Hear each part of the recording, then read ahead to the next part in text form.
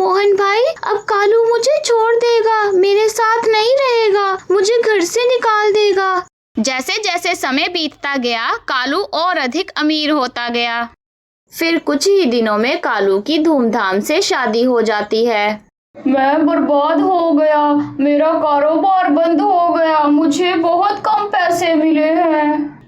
कालू और गौरी ने मन ही मन यह निश्चय कर लिया था कि वे अब अच्छे पक्षी बनेंगे, इसलिए कालू ने अनाज का व्यवसाय अपना लिया। कालू भाई, आपने गेहूं का व्यापार करके बहुत अच्छा किया है। मुझे पूरी उम्मीद है कि हर पक्षी आपसे ही गेहूं खरीदेगा। हाँ भाई, सबसे कह देना कि मुझसे गेहूं खरीद ले, क्योंकि अब मैंने चोरी करना छोड़ दिया है और अच्छा पक्षी बन गया हूँ। कुछ दिनों के बाद गौरी के पास एक अंडा होता है। कालू और गौरी उस अंडे को देखकर बहुत खुश होते हैं। कालू, जैसे ही हमने अपने बुरे कर्म छोड़े, ऊपर वाले ने हमें एक अंडा दे दिया। अब हमारे भी बच्चे होंगे। मैं बहुत खुश हूँ। अगर मेरा बेटा हुआ तो मैं पूरे जंगल में मिठाई बांटूंगा। कालू, लेकिन बेटी हुई तो? गौरी, मुझे बेटी नहीं बेटा चाहिए जो मेरी सेवा कर सके। बेटी पैदा होगी तो दहेज देकर शादी करनी होगी। मेरा व्यवसाय इतना नहीं चल रहा कि दहेज जुटा सकूं। इतना कहकर कालू दुकान पर चला जाता है। गौरी बहन, बधाई हो, ऊपर वाले ने तुम्हारी सुन ली, तुम्हारे भी बच्चे होंगे। वो तो ठीक है बहन, लेकिन कालू ने कहा है कि मुझे बेटी नहीं बेटा चाहिए। इसकी चिंता मत करो, मैं कालू को समझा दूंगी। अरे, पहले तो मेरी दुकान पर दिन भर में 2-3 ग्राहक ही आते थे और आज सुबह सुबह 3-4 ग्राहक आ गए। कालू बहुत खुश था क्योंकि उसके पास जो भी गेहूं था वह बिक गया। सुबह मुझे और गेहूं लाना होगा, अगर ऐसा ही रहा तो मैं बहुत अमीर हो जाऊंगा। जब कालू घर जाता है तो वह गौरी को बताता है कि उसका सारा गेहूं बिक गया है, जिससे गौरी बहुत खुश होती है। गौरी अंडे की बहुत देखभाल करती है और दिन रात उस पर बैठी रहती है और कालू का व्यापार बढ़ जाता है और कालू बहुत अमीर हो जाता है। आखिरकार वह दिन आ ही गया जिसका कालू और गौरी काफी समय से इंतजार कर रहे थे। गौरी के अंडे से एक बहुत सुंदर कौवी पैदा होती है। बेटी को देखकर कालू को बहुत गुस्सा आता है और वह गौरी से झगड़ा करता है। कालू भाई, ऐसा नहीं कहते, इसमें गौरी का क्या दोष? क्या पता ऊपर वाला अगली बार बेटा दे दे। नीलू बहन, मैंने बहुत सारा गेहूं बेचा और मैं बहुत खुश था, लेकिन यह सब देखकर मेरी सारी खुशी गायब हो गई। इतना कहकर कालू चला जाता है। गौरी बहन, आपकी बेटी बहुत सुंदर है। कालू अभी गुस्से में है, लेकिन धीरे धीरे समझ जाएगा। कालू जब भी घर आता तो खाना खाकर वापस दुकान पर चला जाता। माँ, पापा मुझसे बात क्यों नहीं करते? क्या वो मुझे पसंद नहीं करते? नहीं बेटा, तुम्हारे पापा को बहुत काम है, इसलिए वो जल्दी चले जाते हैं। कुछ ही दिनों में गौरी फिर से अंडे देती है। इस बार गौरी के पास 4 अंडे थे।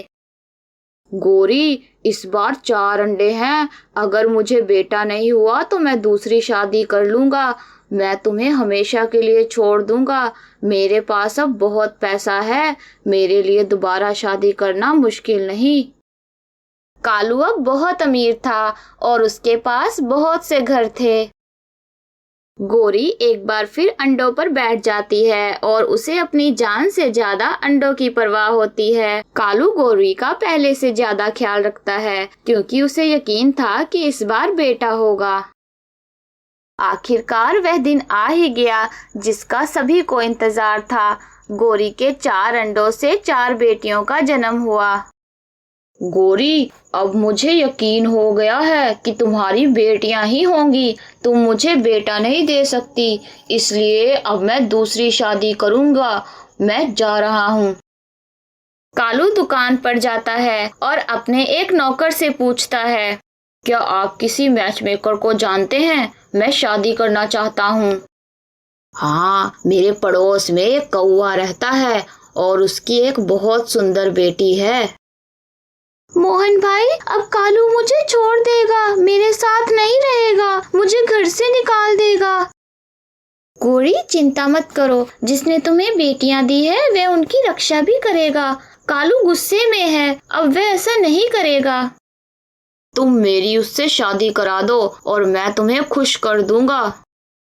अच्छा बॉस, मैं उससे बात करता हूँ। फिर अगले दिन कालू अपने नौकर के साथ लड़की के पिता से बात करने जाता है। कालू अपने होने वाले ससुर को अपने बारे में सब बताता है। मैं तुम्हें पसंद करता हूँ, लेकिन मेरे पास शादी करने के लिए पर्याप्त धन नहीं है। मैं पहले से ही व्यवसाय शुरू करने के लिए पैसे की तलाश में हूँ। और ये भी कोई बात है, तुम जितना चाहो उतने पैसे मैं तुम्हें दूंगा। मेरे पास पैसों की कोई कमी नहीं है। फिर कुछ ही दिनों में कालू की धूमधाम से शादी हो जाती है। कालू अपनी नई पत्नी के साथ नए घर में शिफ्ट हो जाता है। मेरी पहली पत्नी अत्याचारी थी, उसकी 5 बेटियां थी, इसलिए मैंने उसे छोड़ दिया। लेकिन याद रखें कि मैं एक बेटा चाहता हूँ। कालू यार, तुमने गौरी और अपनी बेटियों के साथ अच्छा नहीं किया। मोहन भाई, मैंने गौरी को हिस्सा दिया है, वह अच्छे से रह सकती है। माँ, हमारी वजह से तुम्हारा घर बर्बाद हो गया। यदि हम ना होते तो पिताजी तुम्हें ना छोड़ते। नहीं बेटा, ऐसी बात नहीं है, तुम्हारे पापा जरूर वापस आएंगे। सुनने में आया है कि कालू ने दूसरी शादी कर ली है। कालू का कहना है कि मैंने गौरी को छोड़ दिया क्योंकि उसकी बेटियां थी, बेटे नहीं। बेटियां होने के कारण वह धनवान हो गया। हम आज के बाद कालू से गेहूं नहीं खरीदेंगे। कालू की दूसरी शादी हुए काफी दिन हो गए थे। अब कालू के पास ग्राहकों का आना बंद हो गया था। मुझे लगता है कि मेरी पहली पत्नी मेरे खिलाफ कोई साजिश रच रही है। मुझे ग्राहक मिलना बंद हो गए हैं। हमारे जंगल में गेहूं का बहुत कारोबार होता है। अगर आप यह दुकान बेचकर मेरे पिताजी के साथ गेहूं की दुकान खोल लें तो आप फिर से सफल हो सकते हैं। मोहन गौरी को कालू के बारे में सब बताता है। मोहन भाई, कालू को अभी मेरी जरूरत है, मैं उनके साथ ऐसा नहीं होने दूंगी। पापा, कालू के आने से पहले ये पैसों से भरा बैग ले जाना जो मैंने तुम्हारे लिए बचा कर रखा है। बेटी, जितनी जल्दी हो सके कालू के पैसे अपने हाथ में ले लो, फिर वह इसे रास्ते से हटा देंगे। हमें पिताजी पर नजर रखनी होगी। मुझे संदेह है कि पिताजी के साथ कुछ गलत होने वाला है। गौरी के पास जो भी पैसे होते हैं वे मोहन को दे देती है। फिर मोहन कालू से दुकान खरीद लेता है। मैं बर्बाद हो गया, मेरा कारोबार बंद हो गया, मुझे बहुत कम पैसे मिले हैं। पिंकी, वो पैसे कहाँ हैं जो मैं तुम्हें देता था? सब कुछ मेरे पास है, मैंने इसका ख्याल रखा है। फिर कालू और पिंकी दूसरे जंगल की ओर निकल जाते हैं। प्लानिंग के मुताबिक पिंकी रास्ते में एक जगह पर रुक जाती है। कालू और पिंकी बात कर रहे होते हैं, तभी पिंकी के पिता कालू के सिर पर डंडे से मारते हैं। तभी कालू की 3 बड़ी बेटियां जो उनका पीछा कर रही थी वहां पहुंच गई। पिंकी और उसके पिता को पुलिस ने पकड़ लिया, जबकि कालू को उसकी बेटियां उठाकर घर ले जाती हैं। जब कालू को होश आया तो उसे पता चला कि उसकी बेटियों ने उसकी जान बचाई और उसकी पत्नी और ससुर ने उसे मारना चाहा। मुझे बहुत दुख है, कृपया मुझे माफ कर दीजिए। मुझे पता चल गया है कि बेटा बेटी सब एक समान होते हैं। अपने बेटे के चक्कर में मैंने सब कुछ बर्बाद कर दिया है और अगर तुम नहीं होते तो मेरी जान नहीं बच पाती। कालू, चिंता मत करो, जो दुकान तुमने बेची थी वह मैंने खरीदी थी और हमने तुम्हारे सारे पैसे तुम्हारी पत्नी से ले लिए। वह अब जेल में है। यह सुनकर कालू बहुत खुश हुआ। ऊपर वाले ने मुझे जो कुछ भी दिया है वह सब मेरी बेटियों की वजह से था और अब उन्होंने मेरी जान और संपत्ति बचा ली है। और मुझे फिर से बताया है कि ये सब उनकी वजह से है। फिर कालू अपनी बेटियों को गले लगा लेता है। इस कहानी से हमें यह सीख मिलती है कि चाहे बेटा हो या बेटी, सभी को ऊपर वाला ही बनाता है, इसलिए हमें बेटी और बेटे को एक समान समझना चाहिए। गौरी, जब से तुमसे मेरी शादी हुई है मैं इस जिंदगी से थक गया हूँ। हर कोई मुझे चोर कहता है, कोई मुझ पर विश्वास नहीं करता। अगर मैंने तुम्हारी जगह किसी और से शादी की होती तो शायद एक खुशहाल जिंदगी जी रहा होता। कालू, ये सब तेरी हरकतों की वजह से है, इसमें मेरी क्या गलती? मैं तुमसे दूर अपनी किस्मत आजमाना चाहता हूँ। मुझे शक है कि ये सब तुम्हारी वजह से हो रहा है। मैं तभी लौटूंगा जब अमीर पक्षी बन जाऊंगा। कालू, हम अच्छे पक्षी बनेंगे, हम किसी को परेशान नहीं करेंगे। मैं तुम्हारे बिना नहीं रह सकती। इतना कहकर कालू चला जाता है। शायद हमारे प्यार को किसी की नजर लग गई है, इसीलिए कालू मुझसे नाराज है। कालू सीधे अपने दोस्त के पास जाता है जो शहर में रहता था। अरे बट्टू, तुम बहुत अमीर हो गए हो। इतना पैसा पाने के लिए तुमने क्या किया? समझो मेरी लॉटरी लग गई है। मेरे ससुराल वाले बहुत अमीर हैं। मुझे दहेज में बहुत सारा पैसा मिला जिसमें मैंने अपना कारोबार शुरू कर लिया, इसीलिए मैं बहुत अमीर हो गया। बट्टू की ये बात सुनकर कालू बहुत दुखी हो जाता है। कालू, तुम चुप क्यों हो? मैं तुमसे क्या कहूँ, मेरे ससुर ने तो मुझे एक घोंसला भी नहीं दिया। चिंता मत करो भाई, मैं कल तुम्हारे लिए एक बढ़िया रिश्ता ढूंढूंगा। मेरे कई अमीर परिवारों से संबंध हैं। गट्टू की ये बात सुनकर कालू बहुत खुश हो जाता है। अगले दिन गट्टू कालू को अच्छे से तैयार करता है। देखो कालू भाई, एक बहुत अमीर परिवार तुमसे मिलने आ रहा है। मैंने उन्हें बता दिया है कि कालू बहुत बड़ा जमींदार है। अमीर लोग ऐसे भूखे नंगे लोगों से शादी नहीं करते। अब मेरे जीवन में शांति होगी और कोई मुझे चोर नहीं कहेगा। और हाँ, जो पैसे आप लाए थे उन्हें अपने पास रख लेना और लड़की के घर जाकर लड़की को दे देना। उन्हें पता होना चाहिए कि लड़का वाकई बहुत अमीर परिवार से है। फिर अगले दिन कुछ मेहमान कालू का रिश्ता देखने आते हैं। देखो, हमारा होने वाला दामाद कितना सुंदर है। बेटा, अपने बारे में कुछ बताओ। मेरा नाम कालू है। मैं पक्षीपुर जंगल का रहने वाला हूँ। मेरे पिता एक बहुत बड़े जमींदार थे। बेटा, अब तुम्हारे पास कितनी जमीन है? इतनी जमीन है कि मैंने कभी गिनती ही नहीं की। दूसरी ओर गौरी नीलू को कालू के बारे में बताती है। गौरी बहन, चिंता मत करो, मेरा भाई शहर में पुलिस में है। मैं उससे संपर्क करूंगी और कालू को ढूंढने के लिए कहूंगी। फिर कालू और गट्टू लड़की देखने जाते हैं। कालू बेटा, मेरी बेटी कैसी है? हाँ, आपकी बेटी बहुत खूबसूरत है। ये मेरी तरफ से एक छोटा सा उपहार है। मुझे ऐसा लग रहा है कि वे आपके पैसे से खुश नहीं हैं। अब हमें उन्हें ढेर सारे गहने देने होंगे, तभी वे खुश होंगे। वह मुझसे कह रहे थे कि हम अपनी बेटी की शादी अपने पुराने जंगल में करना चाहते हैं। अब हमें ये गहने इस जंगल में ले जाना है। फिर अगले दिन कालू और गट्टू गहने लेकर जंगल की ओर निकल जाते हैं। कालू, मुझे यहाँ एक छोटा सा काम करना है। ये गहने ले लो और सीधे निकल जाओ। और हाँ, रास्ते में पुलिस वाले भी होंगे। कालू बैग लेकर वहां से निकल जाता है। मेरा दोस्त कितना अच्छा है, मेरी पत्नी के लिए इतने सारे गहने दे रहा है। जब कालू थोड़ा आगे जाता है तो पुलिस वाले उसे रोकते हैं और जांच करने पर पता चलता है कि उसके पास काफी मात्रा में नशीली दवाएं हैं। बताओ, तुम ये दवा कब से बेच रहे हो? हम बहुत दिनों से तुम्हारी तलाश कर रहे थे। यकीन मानिए, ये बैग मेरा नहीं है। मैं वहां से निकल रहा था, तभी एक पक्षी वहां बैठा सांस ले रहा था। उसने मुझसे कहा कि मैं बहुत थक गया हूँ, तुम मेरा ये बैग थोड़ा आगे ले जाओ, मैं तुमसे इसे ले लूंगा। हम कैसे यकीन करें कि आप सच कह रहे हैं? हर कोई ऐसा ही कहता है। अगर आप मुझे थोड़ा आगे जाने देंगे तो वह मुझसे बैग लेने जरूर आएगा, तब आप उसे पकड़ लेना। कालू को पता चला कि उसका दोस्त ड्रग डीलर है, इसलिए वह खुद को बचाना चाहता था। पुलिस ने कालू को आगे जाने दिया और योजना के अनुसार कालू थोड़ा आगे जाकर रुक गया। तभी कालू का दोस्त बट्टू बड़ी खुशी से आता है।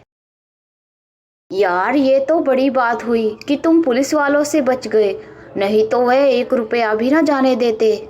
इसी बीच वहां पुलिस आ जाती है। कट्टू, तुमने अच्छा नहीं किया। तुमने मुझे अपने साथ क्यों फंसाया? तुम तो 1 नंबर के झूठे निकले। कह रहे थे कि ये सब तुम्हारे ससुराल वालों की वजह से है। खैर, ये आपकी पत्नी और आपकी बेटी है। कालू, तुमने पुलिस वालों को हमारे बारे में बताकर अच्छा नहीं किया। फिर नीलू गौरी को अपने साथ अपने भाई के पास ले आती है। नीलू अपने भाई को कालू के बारे में सब बताती है। तभी नीलू का भाई बताता है कि उन्होंने कल कालू नामक पक्षी को पकड़ा है। मुझसे बहुत बड़ी गलती हो गई, मुझे माफ कर दो। शहर में बहुत गलत तरह के लोग रहते हैं।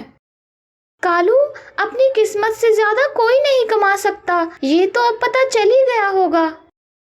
इस कहानी से हमें यह शिक्षा मिलती है कि इंसान के भाग्य में जो होता है वह उसके साथ रहता है, इसलिए हमें अधिक धन के लालच में गलत काम नहीं करना चाहिए।